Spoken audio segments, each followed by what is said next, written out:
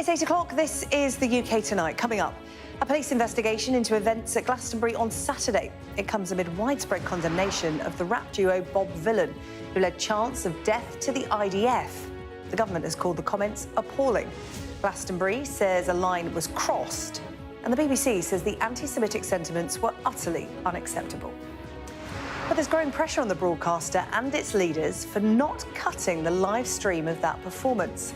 Ofcom says the corporation clearly has questions to answer, with the government tonight going even further. When you have one editorial failure, it's something that must be gripped. When you have several, it becomes a problem of leadership. Also ahead, a 92-year-old man found guilty of a rape and murder in 1967 in what's believed to be the UK's longest-running cold case to ever be solved. Ryland Headley was 34 when he attacked 75-year-old Louisa Dunn 58 years ago. He was convicted thanks to new DNA testing. Plus, the government defends its new-look welfare reforms as its own analysis of the plans, due to be voted on tomorrow, suggests they will push 150,000 people into poverty. And one of the warmest June days ever and the hottest opening day in Wimbledon history will go live to SW19 and we'll tell you about the heat dome that's sitting over Europe. Well, that's come and much more here on the UK Tonight.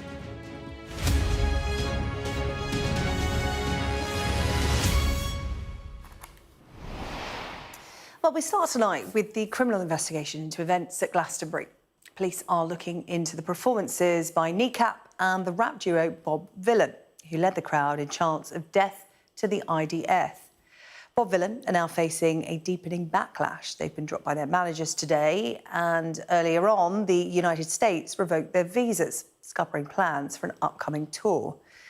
Serious questions too for the BBC, which was live streaming their performance and didn't cut the feed. The corporation condemning Bob Vylan's comments, but tonight the Culture Secretary questions the future of the BBC's leaders. Our arts and entertainment correspondent Katie Spencer has our first report. No more music, just sweaty car journeys and hangovers for those leaving Worthy Farm. But nothing in comparison to the mother of all headaches facing the BBC. With police now launching a criminal investigation after reviewing footage broadcast from Glastonbury Festival this weekend. It comes after the Prime Minister and media watchdog Ofcom asked why whoever was running this live stream didn't pull the plug on it after political rockers Bob Vylan said this. Death, death to the IDF, death, death to the IDF. Comments widely criticised as anti-Semitic and which the BBC now accepts should not have been broadcast. The matter is being talked about on an altogether more serious stage now. He makes an extremely important point about accountability, and that is something that is not lost on me as the Secretary of State and something that I've impressed upon the BBC leadership as well. When you have one editorial failure, it's something that must be gripped. When you have several, it becomes a problem of leadership. While hindsight will be being used to excuse the behaviour of many who leave here with regrets, the BBC is now hoping to run with that as well.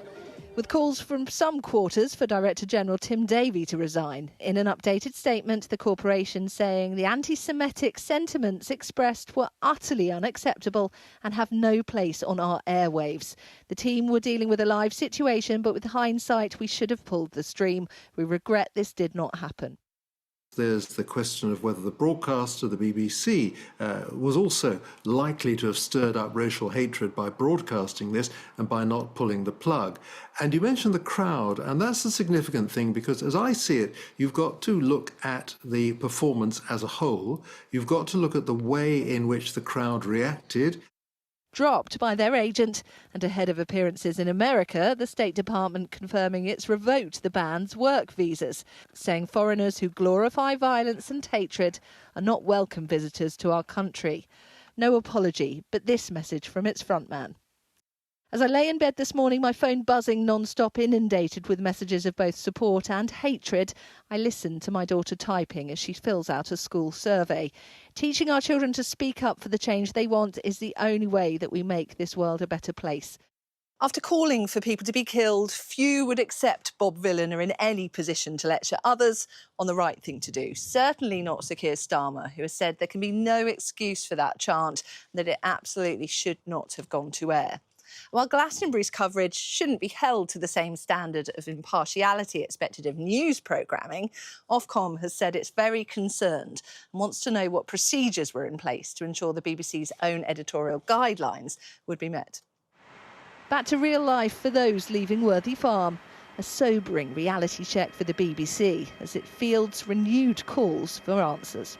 Katie Spencer, Sky News.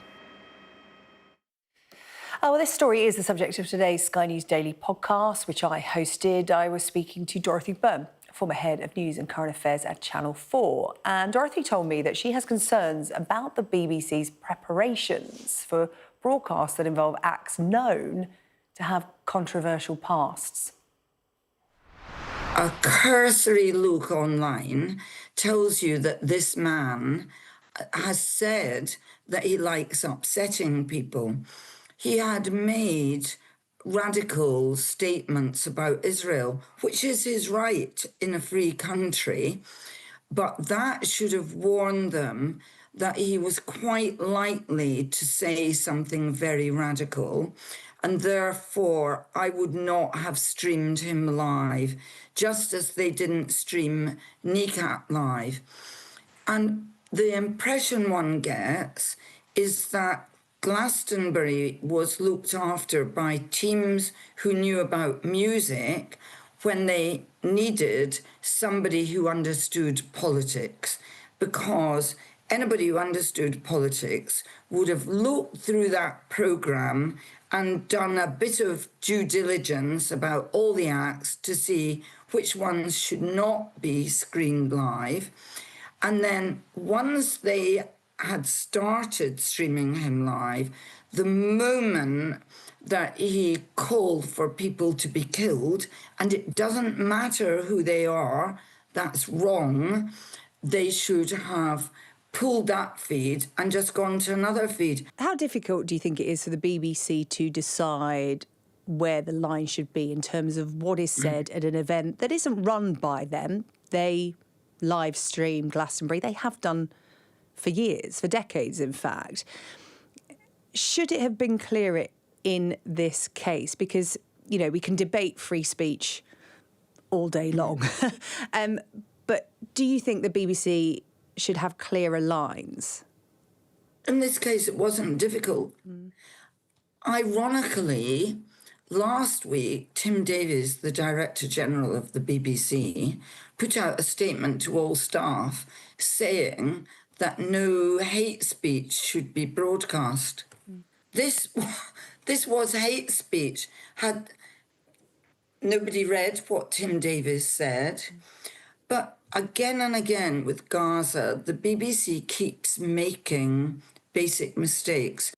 The BBC has apologised and said that the language is unacceptable. That performance by that group no longer available on its iPlayer services. What do you think the end point of this is? Is an apology enough?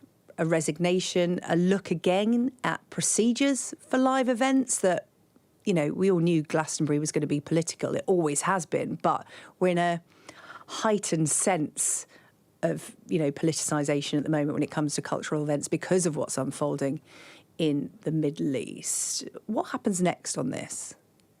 Well, the first thing that will happen is that the regulator will hold an investigation.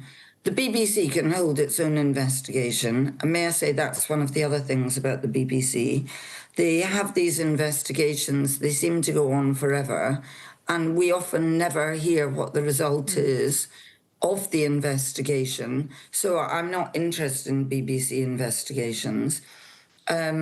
I think the regulator will investigate. The police are investigating. Was there potentially an unlawful act here? That is a different issue. But this was about the most basic procedural errors. So I hope the BBC won't launch a big inquiry into what new procedures it should have. You know what they need is they need a bit of common sense. Well, Katie Spencer is here. You saw her report a little earlier about the events of the weekend. Dorothy Byrne there speaking. Very interesting what she had to say about the BBC, what they should have, could have done. But I want to talk first about this police investigation, Katie, because we've had updates on that today. Where are we at? What exactly are they looking at? It's still very early days in the investigation. All we know is that it does still involve both Bob Vylan and the band Kneecap as well. The message that the police put out earlier this afternoon was that it would be subject to a criminal investigation. That's all we know at this stage, but they've recorded it as a public order incident. So, yes, I guess we'll find out in the weeks to come whether it progresses beyond that. How have Kneecap got dragged back into this? Well, this is because they're the actor that everyone was looking for to perhaps do something controversial, and the act Bob Vylan came out before they did, and they've caused all the controversy. So how have Kneecap got swept up in this again? I have to say, I was there. I saw Kneecap. I didn't see Bob Vylan put out the chant that they did. But I do question whether or not Kneecap will slowly sort of be taken away from this police investigation, because actually it was very clear when the band member, we believe that the police are looking at the reference that he made to we should have a riot outside of court. He immediately knew that he'd misspoken. He corrected it and said, no, I didn't mean that. No riot, just love and peace, love and peace. So it does seem very, very confusing, the fact that Kneecap are still named on that list. And I think a lot of their supporters, who are these passionately engaged people who care about what's going on in the world, I think if you include Kneecap on this police investigation, I think they will only say, look, why is that happening? And it is unfair. But there is no excuse for what Bob Vylan said. It is inexcusable, the comments they made on stage. What next for the BBC? Obviously, there will be an internal investigation, as we know the BBC likes to do when there's any kind of controversy or scandal. But in terms of calls for the leadership at the BBC to take accountability, whether that be, well, I don't know, we can talk about all sorts of things that could happen, but, you know, people losing jobs, coming out and actually taking personal responsibility. Where do you think we'll head with that? Because they haven't tended to do that in scandals of... No. The problem is the scandals of the last few years that we have, the BBC seems to have this form of launching these very expensive investigations where it amounts to nothing in the end. I think it does not look good for the Director General, Tim Davie. He has, under his leadership, had, as Dorothy Byrne said in your interview, had several missteps over the handling of Gaza and the content that they have had commissioned that just doesn't end up going to air because they've made these mistakes. But in the case of Glastonbury, Glastonbury is their crown jewel, isn't it? They won a BAFTA this year for their Glastonbury coverage. It is something that they are so immensely proud of, but you could see this coming a mile off. I mean, the fact that this was the act that was going on air right before Kneecap. And there'd been a warning on screen. They had a warning on the screen, but I mean, to put that out as your answer of why they allowed that to go ahead, it wasn't in no way near enough. But why they didn't have a lawyer or a legal expert watching that live stream to see what was happening in the run-up to Kneecap going on stage, it is just unfathomable. OK, Katie, well, I know you'll follow this story, and you have come to us straight from Worthy Farm. I've washed. Yeah, go and get some rest. A car broke down on the way back as well. So, Katie, you've had quite a few days covering all this controversy and all the festivities as well. Katie, thank you. Katie Spencer, our arts and entertainment correspondent there. Well, if you'd like to hear more of my conversation with Dorothy Byrne and hear some words from the legal commentator Joshua Rosenberg, who's got some good thoughts about what's unfolding here, you can listen to the Sky News Daily podcast. It's available wherever you get your podcasts from. A 92-year-old man has been found guilty of the rape and murder of a Bristol woman in what is believed to be the UK's longest-running cold case ever to be solved. Ryland Headley was convicted at Bristol Crown Court of killing 75-year-old mother of two Louisa Dunn back in 1967. Our West of England correspondent Dan Whitehead has this report. A victim born more than 133 years ago, her killer only now behind bars. Louisa Dunn was 75 years old when she was raped and murdered in her own home in Bristol. It was the latest DNA testing that finally found the man responsible. This is about your grandmother. And I said, have they caught him? This came out, I never thought I'd say anything like that. have you caught him? And she said, we have a suspect. June the 28th, 1967. Louisa Dunn's neighbours noticed she wasn't stood on her doorstep that morning, watching the world go by as she normally would. Instead, they discovered her dead inside her house, bruised, bleeding from one ear, her underwear around her ankles. At the time of the original investigation, police found a palm print on the rear window of Louisa Dunn's house. They took around 19,000 prints from local men and boys, but the man who was responsible, a Ryland Headley, lived just outside the ring of selected homes, so wasn't found. Traces of semen were discovered on Louisa's clothes, but this was 20 years before DNA testing. All the evidence was stored in Police HQ for nearly 6 decades, but in 2024 it was re-examined. New tests found a DNA match. Police were told it was 1 billion times more likely to belong to Ryland Headley than anyone else. I had to read that email a number of times to actually fully digest the content of it and believe what I was reading. And then it was okay, game on, let's get this investigation going. I'm here today because I'm arresting you on suspicion of the rape and murder of Louisa Dunn.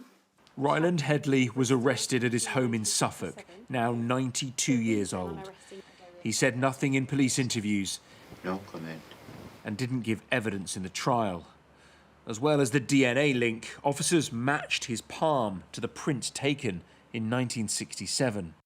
His conviction brings relief to Mary, who has lived with what happened to her grandmother for most of her life. I think it's appalling. The poor woman. It must have been absolutely terrifying. And the reality of a rape, I don't like thinking about. I don't think anybody does. I think this investigation shows that you should never give up. Yes, it's from 1967, but actually, at the time, we reinstigated it in 2024. That was 57 years ago. There was a chance that a suspect could still be alive, and as it turned out, he was. This is thought to be the longest cold case from crime to trial in the UK, one that's finally brought justice more than half a century on. Dan Whitehead, Sky News, in Bristol. This time tomorrow, we will know whether the government's controversial cuts to welfare have made it past MPs in the House of Commons. The Prime Minister was forced into an embarrassing U-turn on the issue last week, and the cost of watering down the plans was revealed this afternoon, as well as the impact the proposals will have in pushing 150,000 people into poverty. Our political correspondent Tamara Cohen has more. They've come out in the beating sun to protest changes to disability benefits, which have left Keir Starmer feeling the heat. Stop the cut! The government was forced to ditch its original plans after a huge rebellion by MPs. This scandal.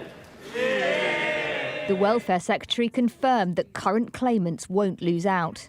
We believe protecting existing claimants whilst beginning to focus PIP on those with higher needs for new claimants going forward strikes the right and fair balance. There's more money for job support. An additional £300 million into employment support for sick and disabled people. And universal credit will rise. This will ensure no existing claimants are put into poverty as a result of the changes in this bill. No existing claimants, but the government admit 150,000 new ones will be poorer, and that was too much for some Labour MPs. I welcome progress, but I cannot countenance sick and disabled people being denied support to enable them to be independent in the future. Having no public consultation on these plans excludes the voices of disabled people. This is not just about process. This makes disabled people worse off.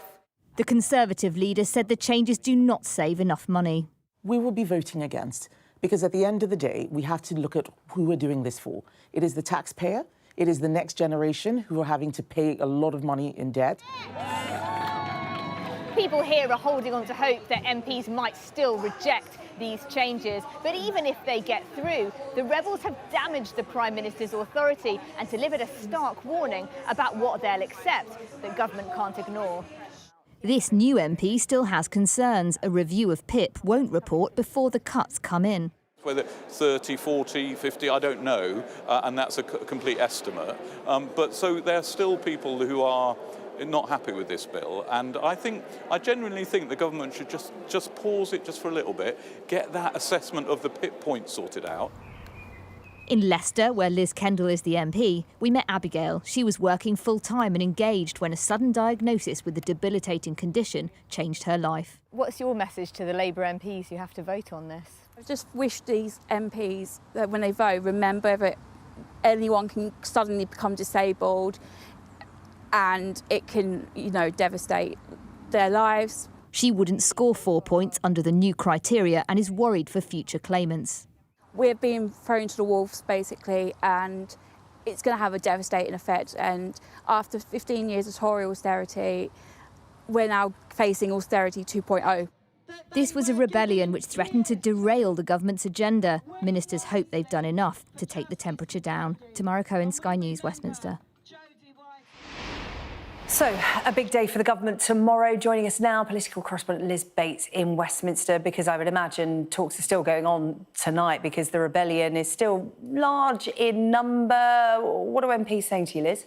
It is still large in number, and I have to say, over the weekend, we thought that the government had done enough in terms of putting concessions on the table to pick off enough of those rebels that they would be able to say, going into tomorrow in this big House of Commons vote, that they would be able to comfortably win it. But I have to say, going into the House of Commons tonight and speaking to MPs, I think that the vote is actually going to be on a knife edge. It does seem that some MPs have been won over by what was announced by Liz Kendall in the House of Commons today, some concessions, but there are also many who are concerned at things like that timeline. There will be a review, but the changes will already have come in. There are a lot of MPs saying this evening, what is the point of that? And they would like a rethink on that. There are other MPs that think that the government has handled this really badly and it has all become a bit of a mess. But as one MP said to me privately, it's a big mess, but it's a mess that I'm going to vote for because I really want to move on. So, but senior figures in the party tonight are genuinely very worried looking ahead to tomorrow's vote. So there will be frantic ringing around of MPs tonight, making sure that they get enough on side. On the other side of that, the rebels are pushing and will be pushing for the next few hours this evening into tomorrow to try to reignite that support to potentially defeat the government on this vote. It would be a huge, humiliating defeat for the Prime Minister, who did admit over the weekend that he has taken his eye off the ball on this issue and came to it late because of international commitments at NATO, the G7, and it looks like the government has got itself into a real mess. And looking ahead to that vote tomorrow, I think at the beginning of today, we thought the government were going to go into this vote quite comfortably. I think it's quite clear this evening that they are really going to be scrabbling around for numbers, and it's anybody's guess at this point whether they can still win this vote. OK, Liz, thank you. We should know the outcome this time tomorrow. Liz Bates there with the latest from Westminster. You can follow it live here tomorrow, that vote on welfare reforms on Sky News. Still to come on the UK tonight, the UK's favourite topic, the weather. We'll be looking at what is causing this latest heatwave and how long it's set to affect us. Also coming up, Sky News spends a day with community healthcare workers ahead of the launch of the government's 10-year health plan. And we'll speak to the man who has continued his 33-year streak of camping out Wimbledon tickets.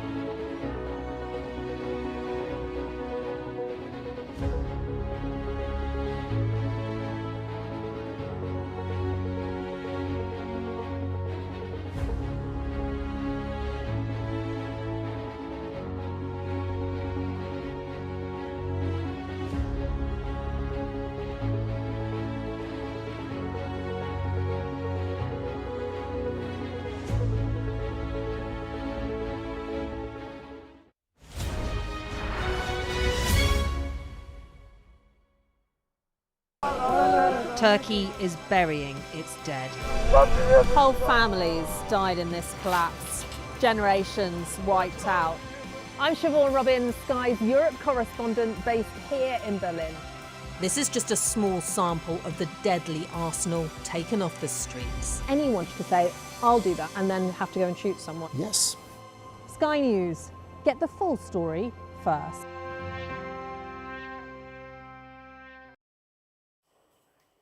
Now, a bit of time to talk about the UK's favourite topic, the weather. Health alerts remain in place across much of the country thanks to this extreme heat. It has been one of the hottest June days on record, with temperatures hitting 33.1 degrees at Heathrow this afternoon. But what's causing the current conditions and how long is it going to last? Here's our science correspondent, Thomas Moore. As Britain baked, the wise and the fortunate sought refuge on beaches and in lidos, anywhere to take the edge off the unusually high June temperatures. At Wimbledon, it was the hottest opening day on record, and tennis fans came prepared. Everybody should drink a lot of water and enjoy the sun whilst it's here. Just got some visor, got a bag of ice I've got in a bag here. literally full of ice packs. Water. I think water is going to save me. Yeah, and umbrellas too.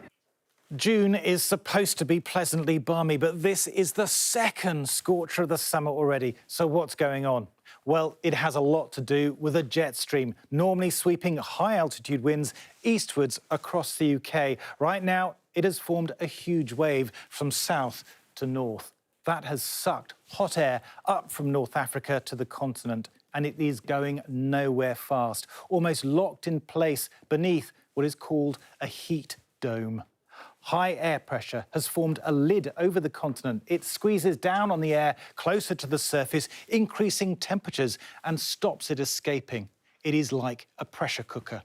And look at the impact on temperatures. For the deep, dark reds on this scale, it's around 10 to 12 degrees hotter than normal. The southeast of the UK catches the edge, but the heat dome sits over the continent for days to come, only slowly moving east. Climate change is making heat waves in June much more likely. Before the industrial age, the southeast of England could have expected 3 consecutive days above 28 degrees once every 50 years. According to the World Weather Attribution Service, it is now 1 in every 5 years. So a heat wave in the coolest month of the summer is now 10 times more likely, and there could be more to come.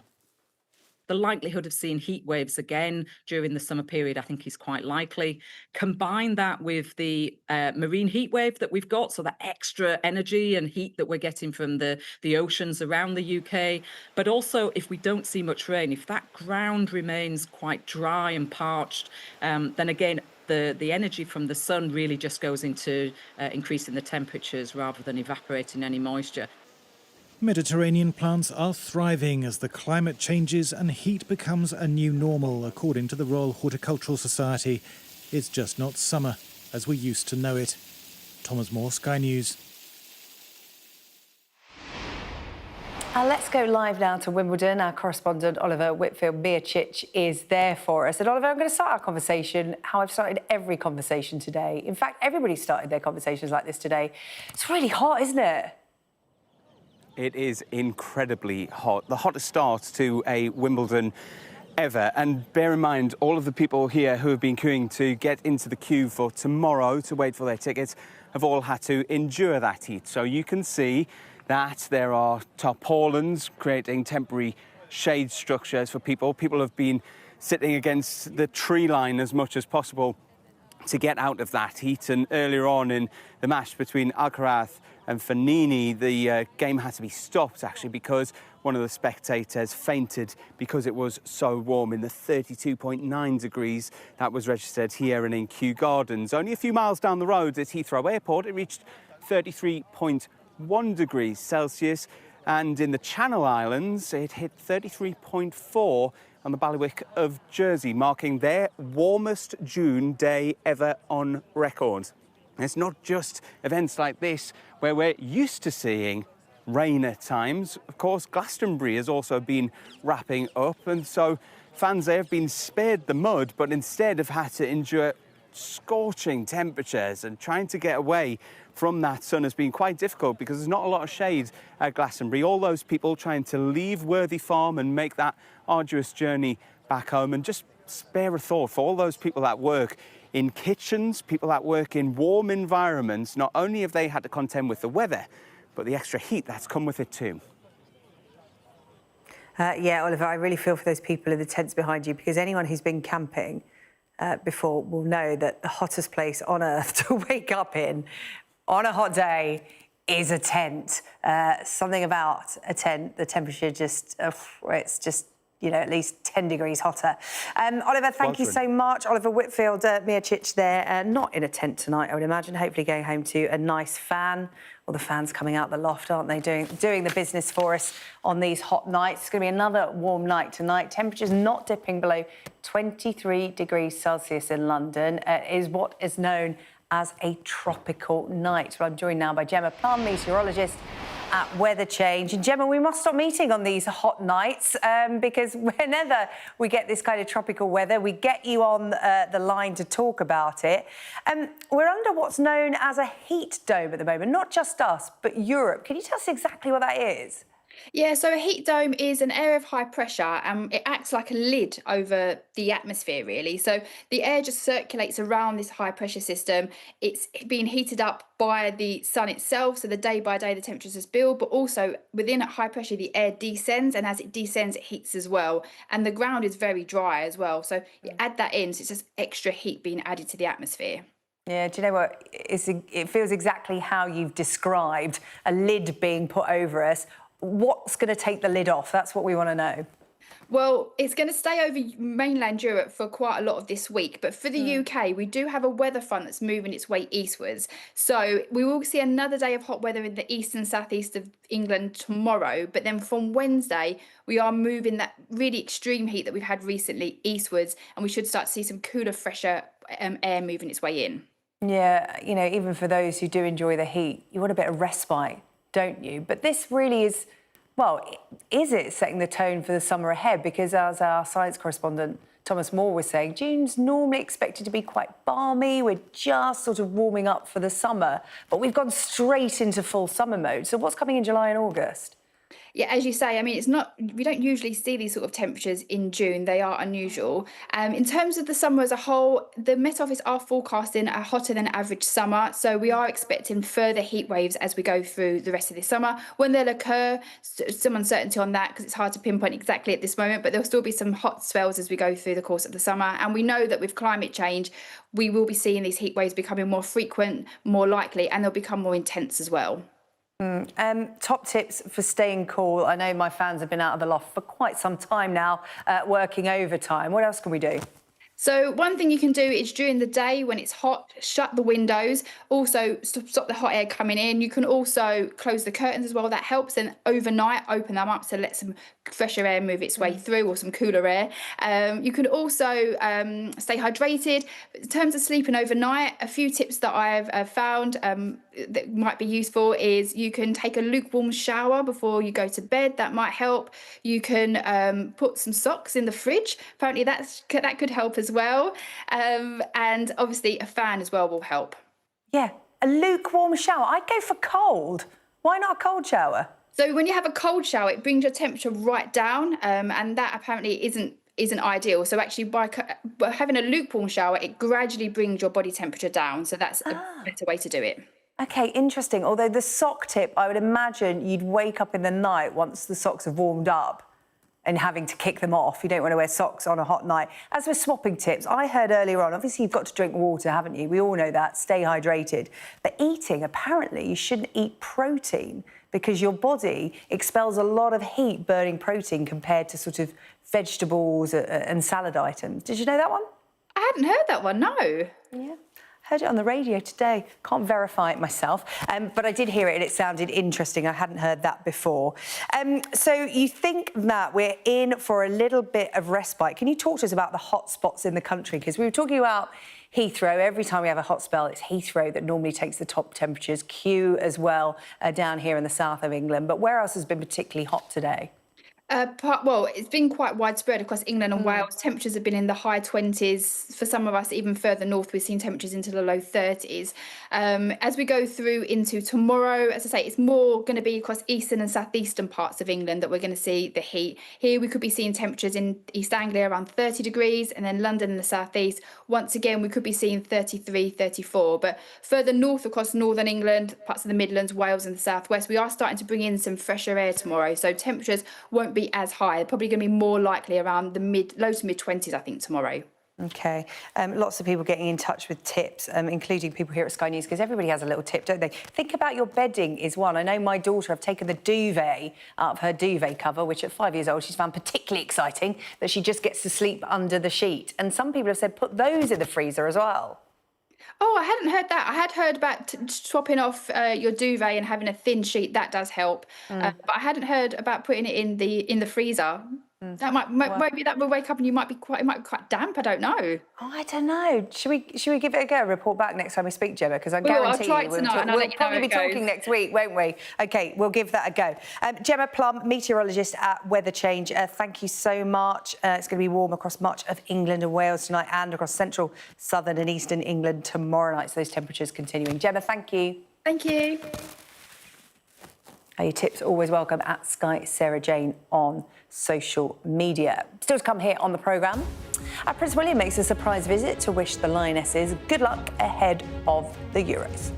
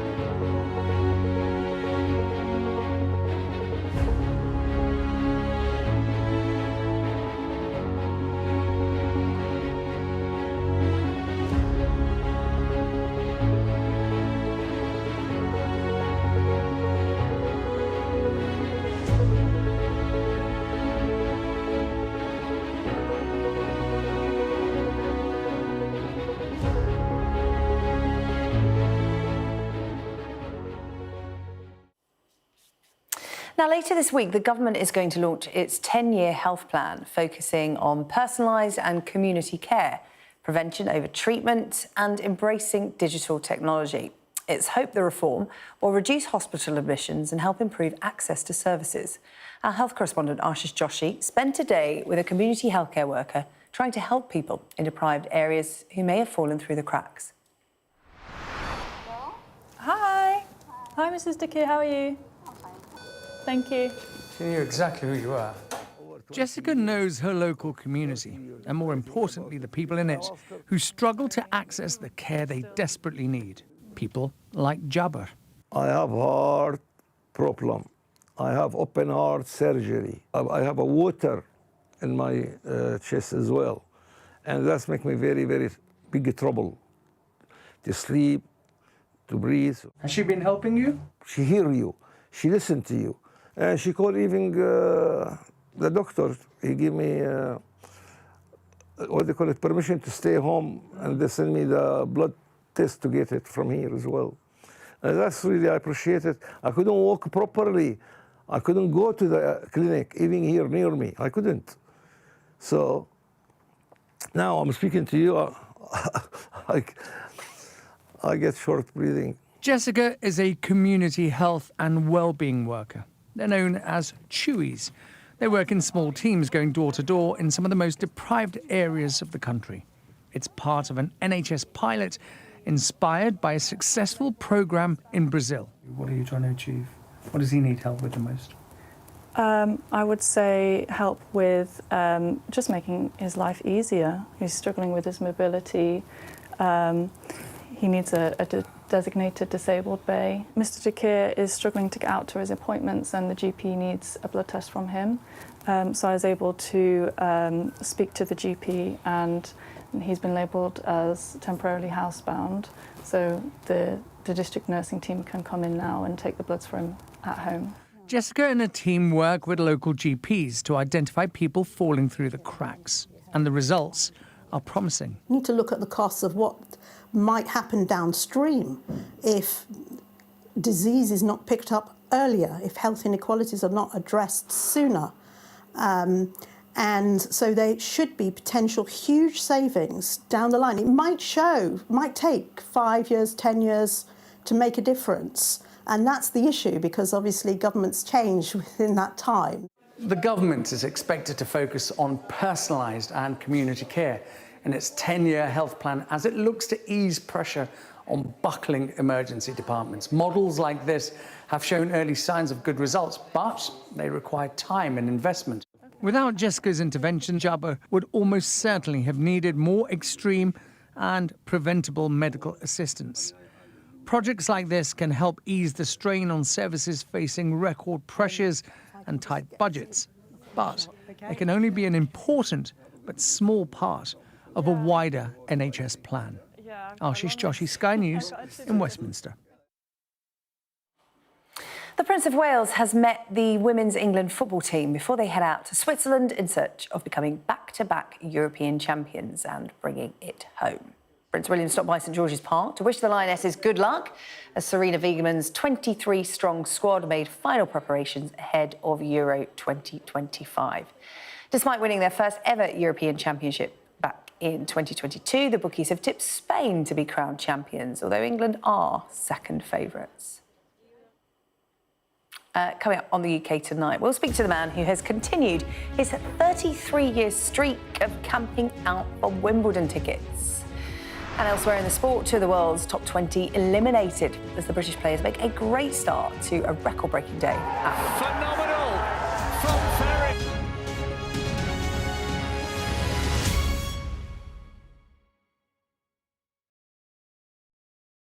In February 2022, Russia invaded Ukraine. Thousands of Russians were drafted. For some, the reality of frontline warfare meant one thing: desertion. I had a rush of adrenaline. It was a kind of treason. But they did not escape on their own. I help people to desert Russian army. The stakes are high, but for some, there's no other option. We keep going till Putin's regime is over. Escaping Putin on Sky News. I'm Cordelia Lynch, Sky's Asia correspondent, based here in Bangkok. These slums, once gripped by fear and death. There is far less bloodshed now, but it hasn't gone away. Who's asking you? to kill. The police will give me the orders, and after I kill the target, I throw the gun away. We try our best to uncover and unpick a fast-changing and deeply complex region. Sheikh Hasina, how confident are you that she will stand trial? She will stand trial, there's no doubt about that. Tel Aviv's skyline and the familiar sounds of an Iranian salvo. This caught some off guard. It's perhaps part of a broader psychological strategy by Iran to make Israel look exposed. This is the source of Hezbollah's fury, the aftermath of an assassination. What happens here has the potential to reshape the Middle East. Just seen Imran Khan leave, and as we understand it, he's just been shot in the leg. They have decided that the only way they'll allow elections is if I'm inside jail or killed. Sky News get the full story first. Chinese vessels start encircling the boat we're on, blocking its path. The Chinese are now deploying water cannons, firing it directly towards our boat. We've discovered doctors across Delhi dishing out pills like this, claiming they will provide a lifelong cure for homosexuality. Rohingya people fleeing an escalating civil war. The situation here in Cox's is desperate. An already insecure place does feel a lot more precarious. Coming up, I'm going to speak to a tennis fan who has joined Wimbledon's famous queue for a 33rd year. But first, David Reed has all the action on the court at SW19 for you. Staying connected is vital for business. Sky Business sponsors this report.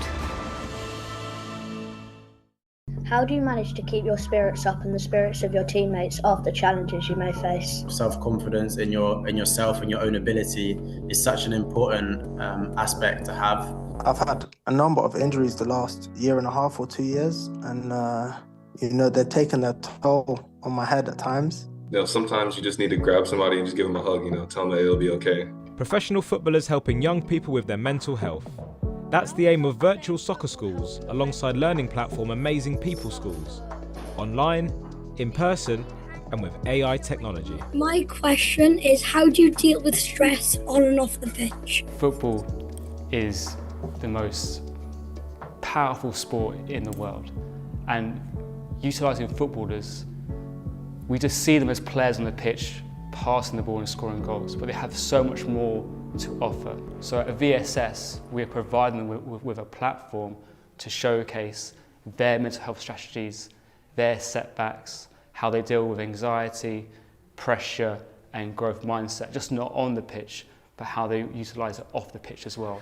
Former Arsenal defender Thomas Vermaelen was the latest footballer to take part in the charity's first ever in-person session.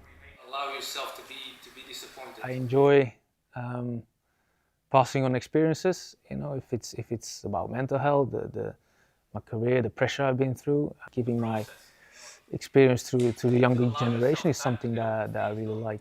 In earlier years, we didn't really speak about it, so it's just we get along and we go through tough times, but you hear now players basically after their career opening up about the struggles they had during. As ex-professionals, if we can give some sort of experience of insight, what to expect, or any advice we can give to the younger generation, I think it's only good. We can prepare them a little bit. That sentiment was shared by Chelsea midfielder Kiernan Dewsbury-Hall. It is important in this day and age to talk about it because there's a lot of people that go through it. As a youngster, I probably let things affect me a little bit more, and I was a bit more naive to it. But the older you get, the more experience you get, I think you just learn to not let it get you down. If you see negative comments or whatever, just don't let it get you down. Look, just see the positive ones and how you can use that in a good way. As I've gone along in my career, I've learned to deal with that in a better way. Pressure is in the moment can be very uncomfortable. At the same time, it's also something what gives excitement to the career and the games. But yeah, if you really struggle with the pressure and you see it's affecting you your performances. You know, I wish then in those days you could speak about it more, but I think in those days it was more like a sign of weakness sometimes. It's that perception of weakness around mental health that the charity wants to break down amongst the young. It's amazing to see the young people come on to our sessions, have that confidence to ask the player a question on real tough subject matters such as social media, resilience, growth mindset, bullying, and how those players have dealt with it within their own world and giving back to the next generation. Hi there, my name is Kieran Dewsbury-Hall. I'm here today to talk about stress, anxiety, mental health.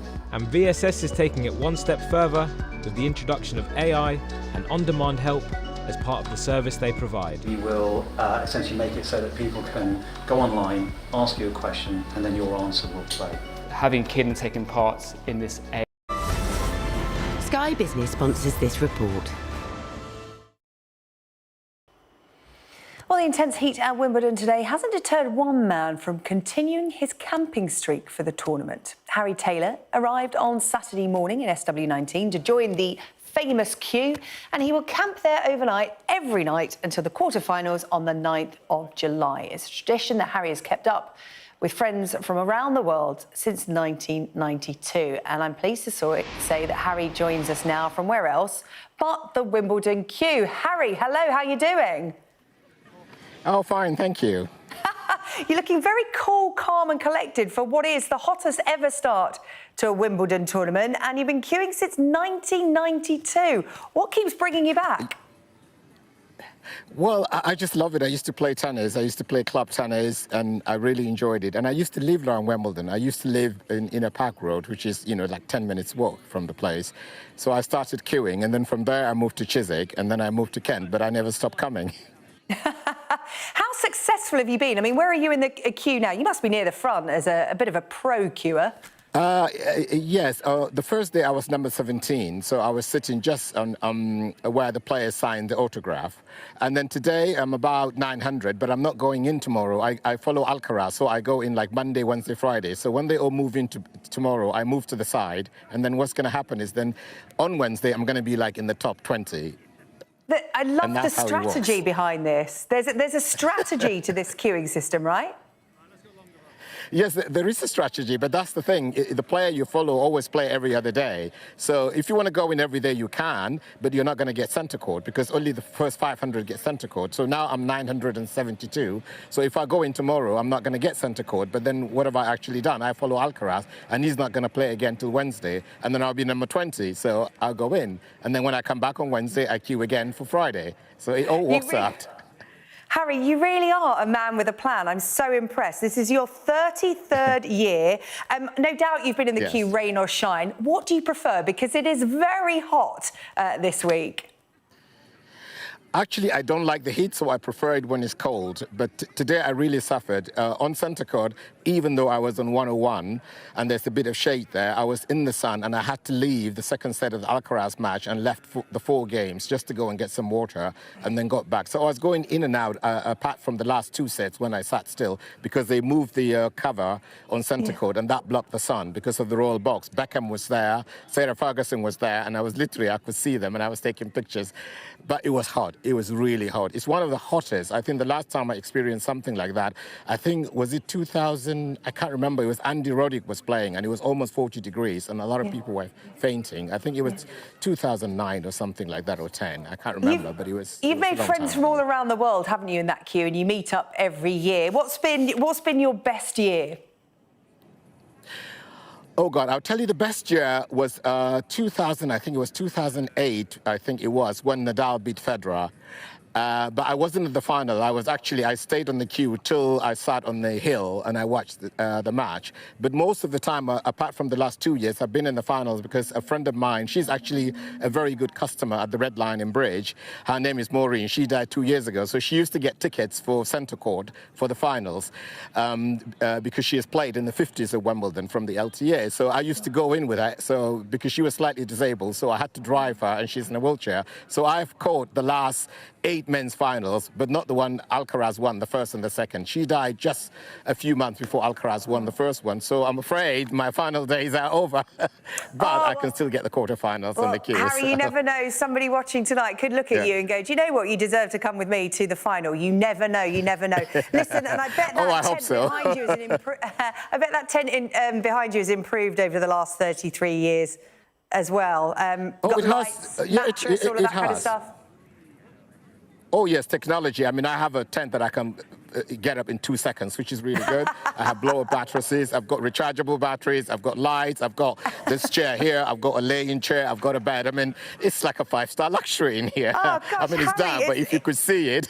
It sounds great. I did think, if you come during the day. Queuing for every year for 33 years. Now I know why. It's literally like a little holiday there in this queue. And I know, like I said, you've made lots of friends along the way. Listen, good luck for... it's the day after tomorrow, right? That you want to go in again?